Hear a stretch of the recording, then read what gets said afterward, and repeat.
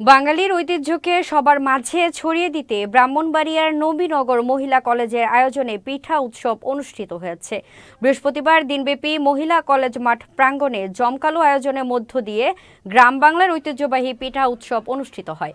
এই পিঠা উৎসবের উদ্বোধন করেন নবীনগর সরকারি কলেজের অধ্যাপক AKM রেজাউল করিম। এ সময় বিভিন্ন আইটেমের বাহারি রকম সুস্বাদু পিঠা নিয়ে স্টল সাজিয়ে বসে শিক্ষার্থীরা। এই উৎসবের মাধ্যমে গ্রাম বাংলার একটি ঐতিহ্যকে সবার মাঝে ছড়িয়ে দেওয়ার প্রয়াস চালানো হয়েছে বলে জানান নবীনগর মহিলা কলেজের ভারপ্রাপ্ত অধ্যক্ষ শুক্লা রানী ভট্টাচার্য।